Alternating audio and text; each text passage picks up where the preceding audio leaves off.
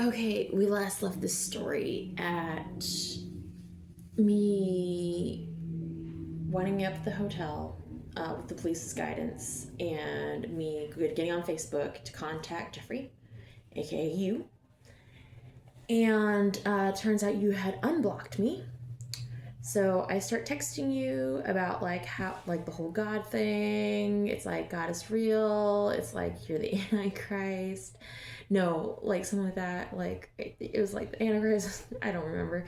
And I was like, I'm Jesus or something, and like yada yada yada, and like the like from like a long string of stuff I was sending you, you were just like, all this sounds totally normal, which could literally mean that all of this sounds completely normal, or it could mean all this sounds completely normal.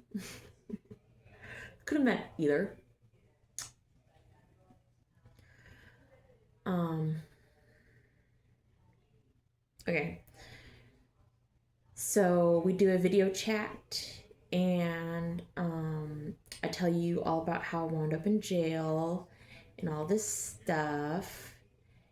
And I asked you like if I could come. You basically said yes.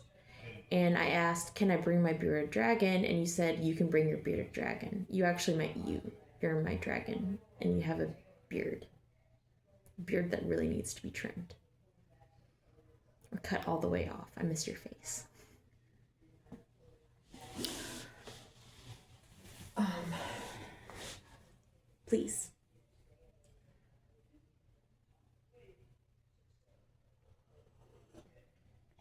Ah.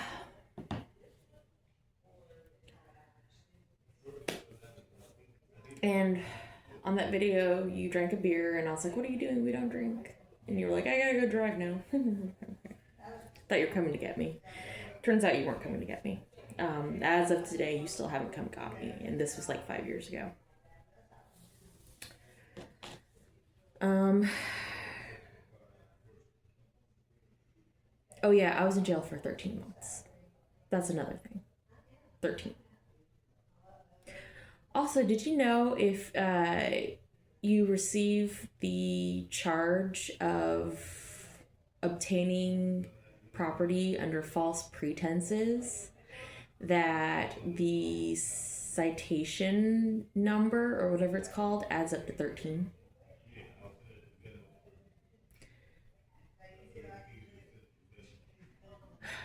That's also another part of my story I'll explain for another time.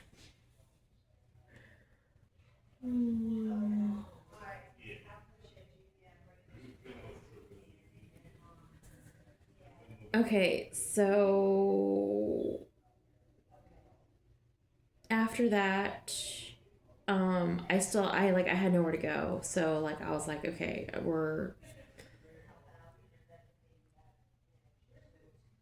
oh, that's right. Okay. I thought you were coming to pick me up the next morning. You didn't. So next morning I wake up. I'm really hungry. Um, Turns out my food stamp card got left at the Shadow House, and the Shadow House lied and said I took it with me when I did not. And so I decided to walk to the police station to file a report against them. And oh yeah, I had also contacted my dad, which I wasn't supposed to do, which ended up getting me arrested when I was at the police station. So I went back to jail for the remainder of the time, which was 13 months. It's a long time to be in a very tiny jail. This is a really tiny jail. This isn't the type of jail where you can like get up and like walk around and stuff like that. This is itty bitty living space, like maybe 10 people in the female jail. Yeah. Anyways, so I get out of jail. I hop in the car. My dad gives me my car back, all this stuff. I I drive to New York, North Carolina, not New York, North Carolina. I'm calling Jeffrey. Jeffrey's not answering the phone. So when I stop for the night at a hotel room, I text my friend Maddie, who's also in North Carolina. And Maddie says that yes, I can stay with him. Like, he was looking for a roommate anyways and all this stuff. So I was like, cool. So I drink a lot that night because I've been in jail for so long. I want some alcohol. So I did. I drank like an entire like 12 pack. 12 pack of beer. I think it was Budweiser if I remember correctly.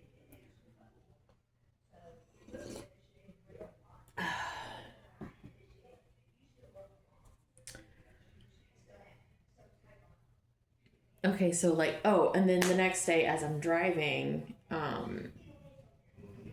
I get almost to his house, Maddie's house.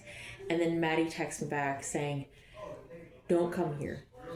And I'm like, dude, screw that. Like, you already said I was like, forget that. And I just showed up anyways. I showed up at like 2 in the morning.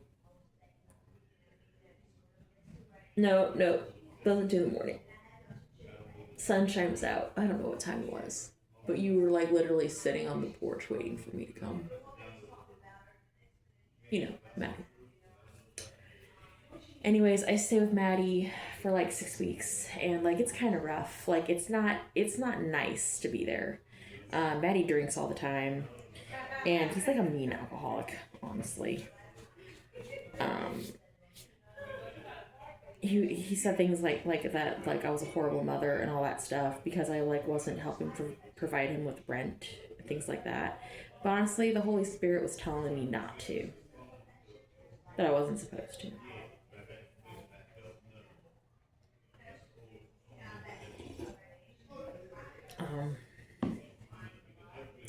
So one night I get up, I can't stand it anymore. I tell Maddie goodbye. I grab my chest of like clothes that I had just gotten. They were all like Jesus clothes. I want my Jesus clothes back. They were really cute. I didn't even get to wear them. I hop in the car with my stuff. Maddie comes out. He opens the front door and he was like, come out so we can talk about this. I just slammed the door closed and I drove off. I don't know how far I make it, but around the exit that I was supposed to be taking to get to Chapel Hill, my phone stopped working on the maps.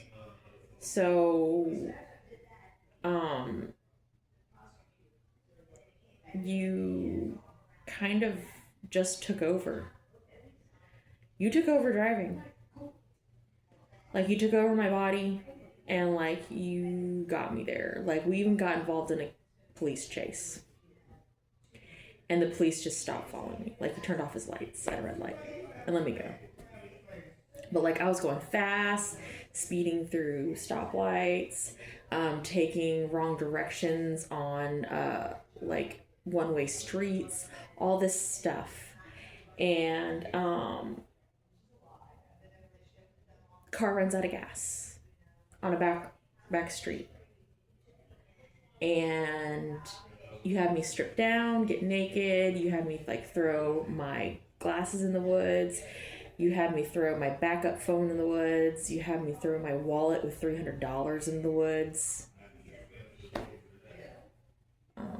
I'm guessing I'm getting that wallet back. You know, it's really important to me. It has that adorable picture of Roland in it, and I still want his social security card because I don't think I can ever lose the memory of Roland. I want that stuff back.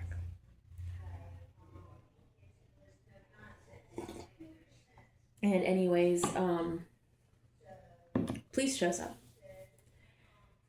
And I'm just like totally naked. And they get out of the car and they're like, what's wrong? I'm just like, I said something about Yahweh. And he was like, I don't know who Yahweh is. I'm like, it's God's name, Yahweh.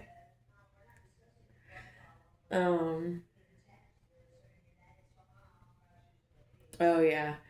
This point in time I had thrown, well, technically you made me throw everything out of the car, and like my finger was bleeding out of the blue, and like it kept getting on the car, and like you kept having me like lick it off, and like you had me lick off strawberry ice cream sundae off the front seat, which made me really sad because that was like a spill that Roland had made and I hadn't seen him in over a year. Um,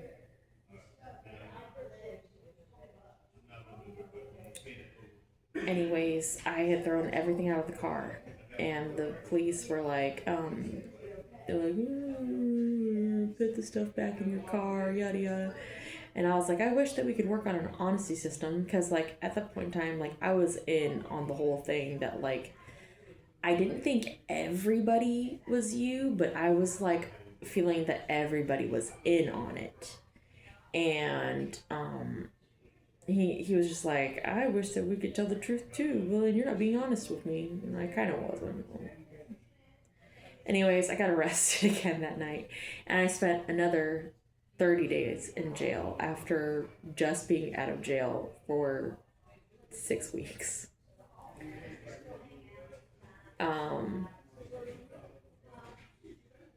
While I'm in jail and you're in there with me, uh, you you start pulling out some like very sexual stunts. You literally start eating me like a peach, and I liked it a lot.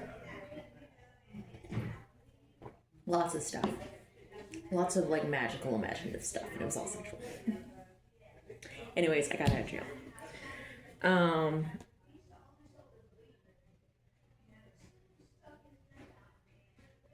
okay. My car gets impounded at this point in time. And like I said, I was in jail for 30 days. So, like, it had 30 days of, like, fines backed on top of it. I never got that car out of jail. So the cops got me to like a like a white flag shelter for the night. And I did that for a couple nights, I think. And oh yeah. Like, okay, so turns out where we were, the county was Trinity County, like the Holy Trinity. Also the Triforce. And the city that we were in was Asheboro. My name is Ashley. Anyways, I went to the Asheboro library, and I called you, not on my cell phone, but on like a landline phone. And I said, "Hi, sweetheart," and your only response was, "Stop." It was the way you said it, just, oh, my heart, just, you know what your voice does to me, the way you say things. Okay. What was next? Oh yeah, okay, so I got, well, first I went to the psych ward for just like a couple nights. And it wasn't even a psych ward. It was like a psych program. And they just like allowed me to stay for a couple nights. And like I mostly just like, I watched Joker. Again, it was a good time to watch Joker. Things I remember from like 4 years ago. Remembering all this stuff like it just happened.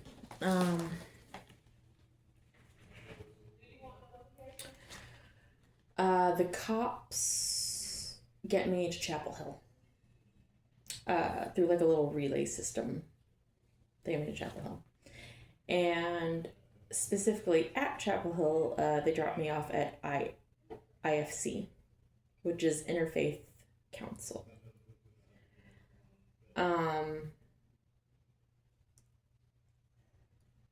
I go in. I get I got a voucher. Wait, was it then that I got the voucher, or did I get the voucher later? I might have got the voucher later, yeah. Anyways, I get to IFC, I eat lunch, and I come downstairs, and there's William. And William is like fidgety, like weird. He's just like wearing a military uniform, like an army uniform. Little do I know he's wearing it because he's about to turn my life into hell. And he asked me, hey, you want to come with me? I was like, yeah, sure.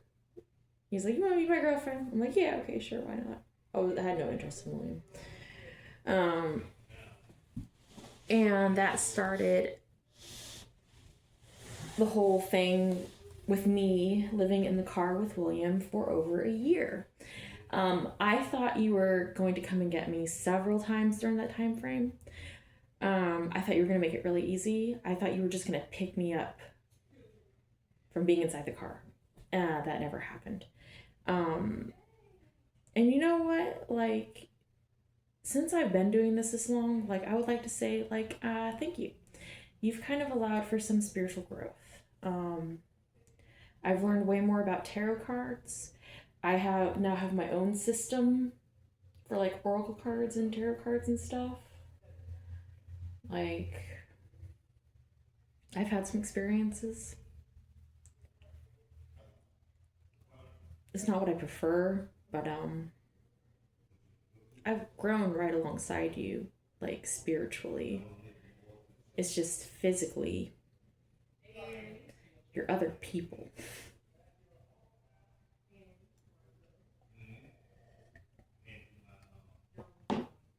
Anyways, I lived in that car for a year.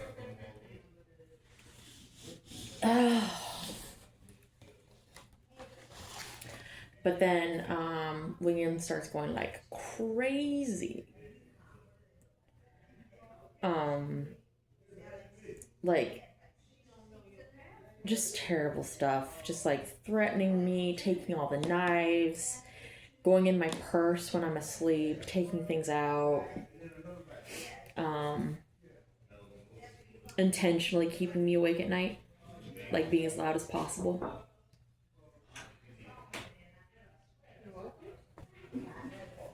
You okay? Yep. Taking it back. Na. Okay. Anyways, that entire, like, oh yeah, I ended up punching him in the face and he punched me back. Didn't really hurt. He grabbed me by my hair and that kind of scared me and he like shoved me into the window.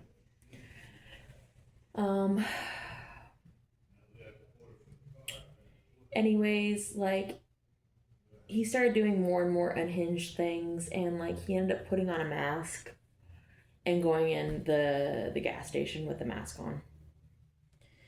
And the cops ended up coming and like I finally took that as my moment. I got the fuck out of there with the police. And it was the last time I saw William.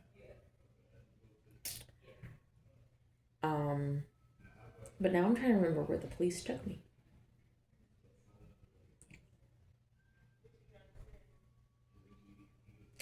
I think they took me to the another white flag shelter because I remember being cold when this happened.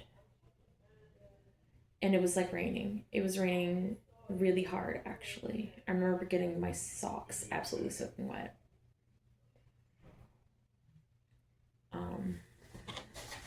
Where'd they take me?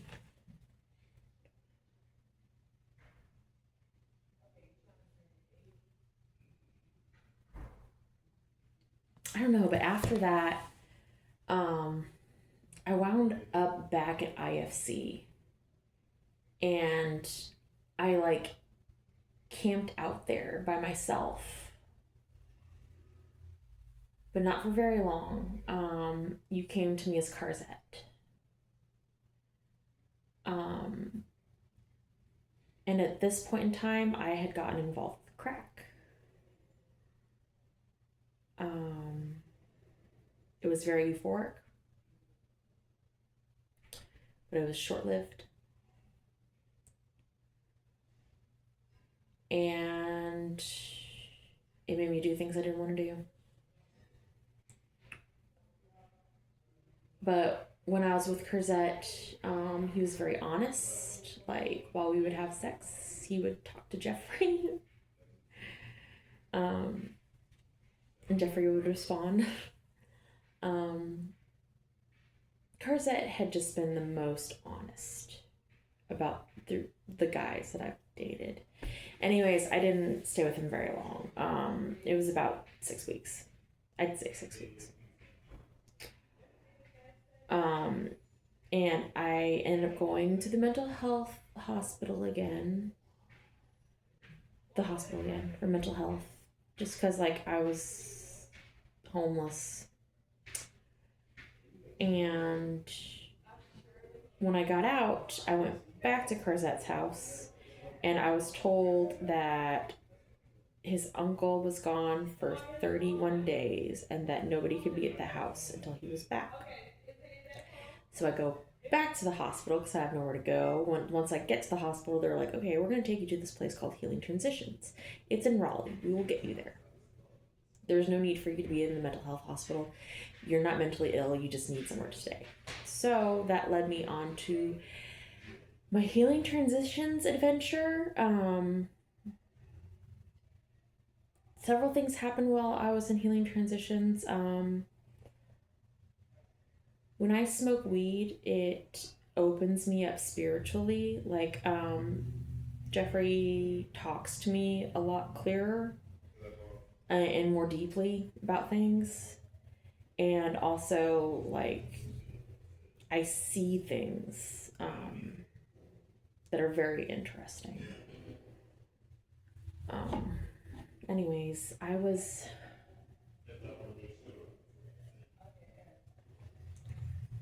at Healing Transitions for, I think, about 14 months. And during this 14 months, I don't have any income. Like, for a couple months, I got, like, $500 here and there. But my boyfriend at the time, Jermail, like, he would have me spend it on a hotel every single time. So the money just disappeared like that. And I can't complain too much because it was nice. It was nice being in a hotel. It was a nice bed. Anyways.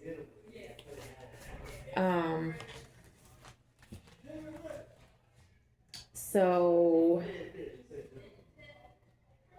Healing Transitions, like, becomes a place that I can't go to because I got kicked out for telling a girl that was stealing my stuff and being rude in general that I was God. I was like, who the fuck do you think I am? I'm God. And I said bitch before all of that. And calling somebody bitch at Healing Transitions gets you kicked out. Thank you. Dinner is here.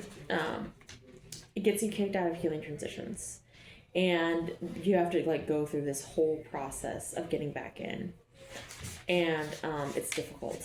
And I tried doing that twice. They would not let me in.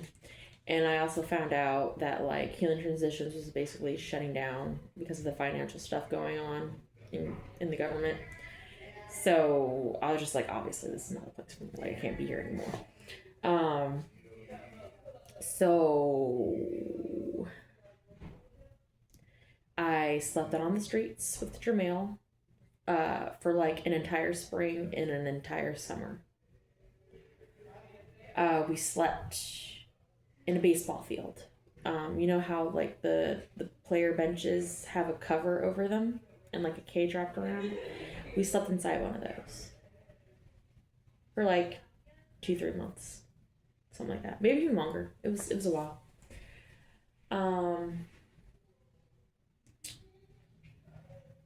Every single night he expected sex. If I ever said no, he would attempt to rape me. He was very childish about everything. He would pull blankets out from underneath me. He broke one of my shoes. I tried getting away. He would grab me. All this fucking stuff that just, like, drove me up the walls. He was a spiritual test. That is, like, the only reason why I stayed with him so long. Um,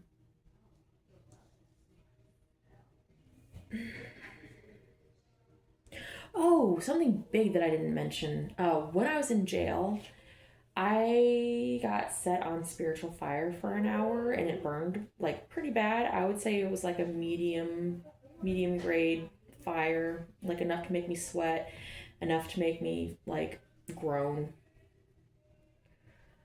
Um, but like fast forward to now, I had a time with a friend of mine, uh, or a couple people actually, where like I would get set on spiritual euphoric fire, and it was really cool. It's like I could feel it radiating off my shoulders and off of my head and slightly down my back. I haven't felt it for a few weeks. I would like for it to come back. We'll see if and when it does.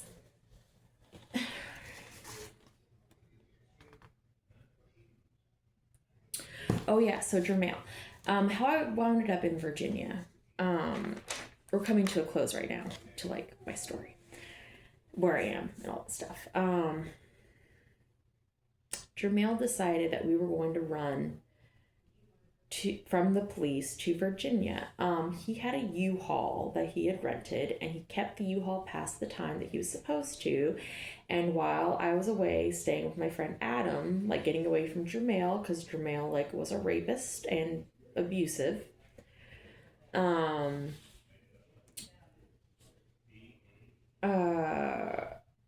he kept the U-Haul, and he finally got caught by the police and he got arrested. And instead of like facing the stuff in court, like whatever, I don't even care, he decided we were running to Virginia.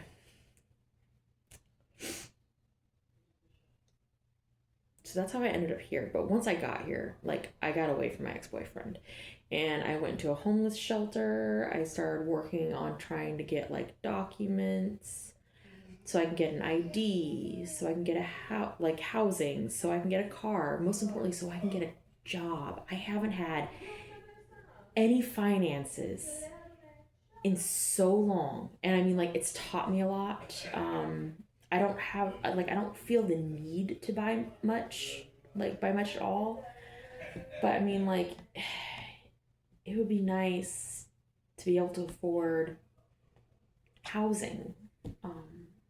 I haven't had any stability for like 5 years.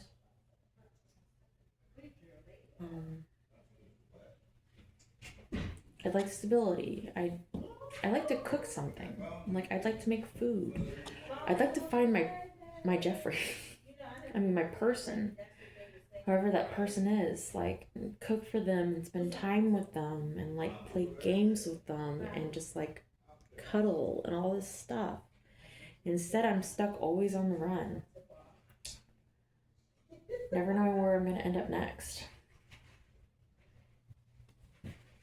But anyways, I got on Snapchat out of the blue. I don't remember what got me convinced to get on Snapchat, but I downloaded Snapchat, and this guy, Brian, messages me. And we talked for a couple days, and then like he's like, you should move in. And I was like, okay, I'll move in. So like he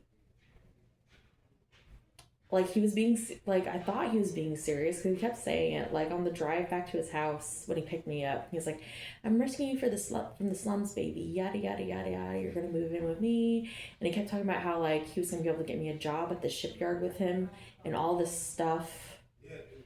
And then like turns out he was a mega alcoholic, and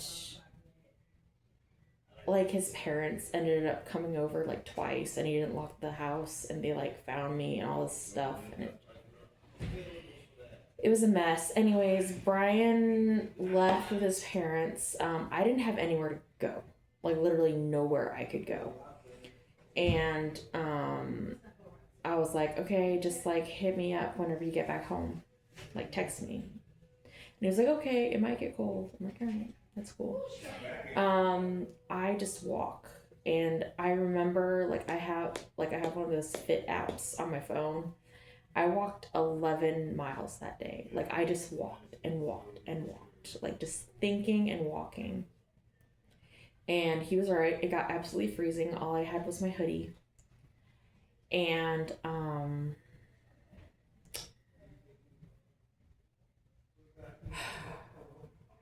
I ended up finally sitting down on his porch in this overstuffed chair that he put there. And I texted him, I'm like, what time are you coming home? Because it was like 9:30 at night. Like, I like had been waiting for probably 5 hours for him to get back. And then he could have told me this much earlier in the day. But he just texted me back, oh, I'm not gonna be home tonight. I'm not coming home tonight. I was so mad. I was so disappointed. Surprisingly, I managed to sleep. I had no coat. I was freezing outside. It was like 40 degrees. Like, my toes were so cold they hurt. They were numb. When he finally gets back around 10 o'clock next day in the morning, he was like, oh, are you alive? I'm like, yeah, barely. And I mean, like, he's nice enough to like let me like take a shower, change my clothes, and get some clothes put together. But like, then he like freaking takes me to the mental health facility, like for me again. Was at the mental health facility, and he drops me off. And I complain about it. And his response was, oh, well, at least you're not outside. Dude, I hate Brian. Brian sucks ass. He was honestly very selfish. I call him a few times in the mental health hospital. He never picks up the phone. And when I get out, I text him about how much I missed him, all this stuff, and like asked him what he wanted to do this weekend and things. And his only response was, this isn't going to work out. I wish you the best. Or no, like, I like, good luck with everything. That's what it was. This isn't going to work out. Good luck with everything.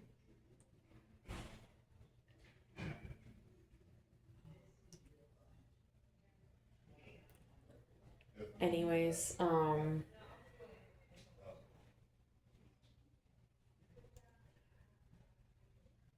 so I'm here at Mason House now. Oh yeah, reasons why I knew Brian was lying, that he was Jeffrey. The Jeffrey in my head has been pretending to be a dragon for a really long time.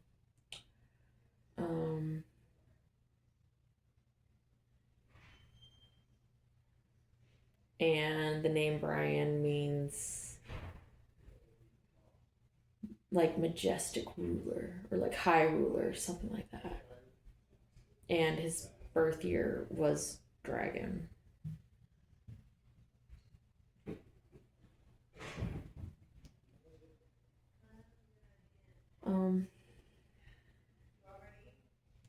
One thing that keeps me going is lyrics to the Simon and Garfunkel song, or like rendition of Scarborough Fair, is whenever it gets to that part where it's like parsley, sage, rosemary, and thyme. If you unscramble parsley, sage, rosemary, thyme, one sentence you can get out of that is, Ashley, marry me, why are poets age?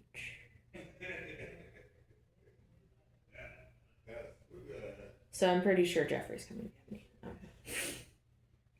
But yeah, you want to know the story. Now here I am at the Mason House. I don't know where I'm going next. I don't have a job. I don't have any money. My cell phone plan is up. Like, I don't know. I don't know what's going on.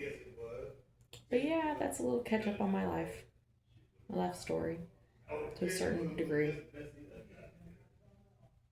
Yep. thanks for listening. Yeah, I'm pretty sad. Honestly, I'm sad. I'm tired. I've been doing this for a long time. I'm ready to go home with my person and finally start living instead of struggling. Yep. Yep.